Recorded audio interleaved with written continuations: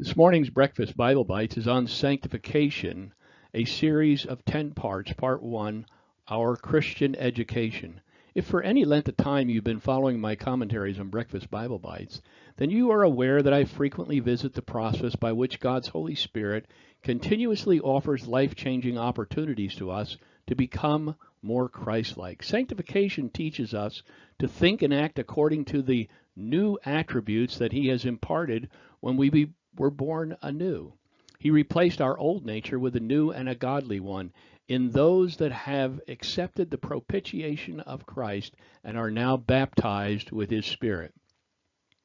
His Spirit is charged with the responsibility of renewing our flesh-trained minds so that the mind eventually, and over our lifetime, will come into agreement with our new godly attitudes. The Spirit accomplishes this by continuously confronting us with trials until we change our direction, and He is able to conform us to the character that identifies us as belonging to Christ.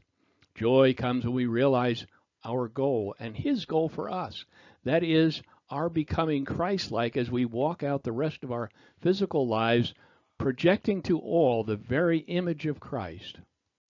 Now, becoming Christ-like is a nice goal, but it's an impossible one for the natural-born human to attain.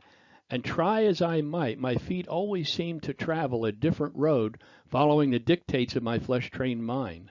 I was never able to achieve a consistent, Christ-like behavior on my own, and even after much institutional instruction from Bible colleges, I remained unaware of the mind-renewing role of God's indwelling Spirit through the process of sanctification. As a child, I was raised on the streets, and I leaned on my base old nature for survival, which left me with the moral fiber of a gutter snipe. Even after coming to Christ and receiving the indwelling Spirit, I worked hard on my own to achieve, to actively change my lifestyle and bring myself into an agreement with the moral teachings of the Word. And in essence, I became no better than a Christian actor. Altogether, too often, I failed miserably mimicking Christian values. What I didn't understand was that sanctification came only by the power of His indwelling Spirit as we submit to Him and His instruction, coupled with what we as newborn Christians must do to participate in our own restoration. For our participation is an absolute essential in overcoming Adam's transgression and its effects embedded into our unredeemed minds, a problem that all humans had to face. As we begin this 10-part series and open the Scriptures to learn what this essential doctrine of sanctification that is so often cloaked in pious ambiguity will teach us. Please come to this study open-minded but holding to the Word. Let's think about Jesus' warning in Matthew 7:15 through 20. Be on your guard against false prophets who come to you in sheep's clothing, but inwardly they are ravaging wolves. You'll recognize them by their fruit. As grapes gathered then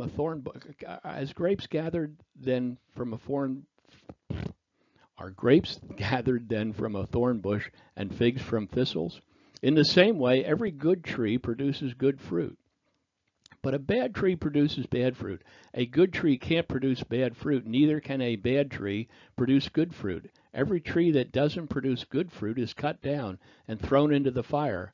So you'll recognize them, the false teachers, by their fruit. The Bible tells us that we are to test the fruit in Acts 17:11. The people of Berea were more open-minded than those in Thessalonica, and they listened eagerly to Paul's message. They searched the Scriptures day after day to see if Paul and Silas were teaching the truth. When we're dealing with this doctrine, whether the doctrine is important as sanctification, please remember that we must be like a Berean and search the Scriptures on our own and by the guidance of His Holy Spirit.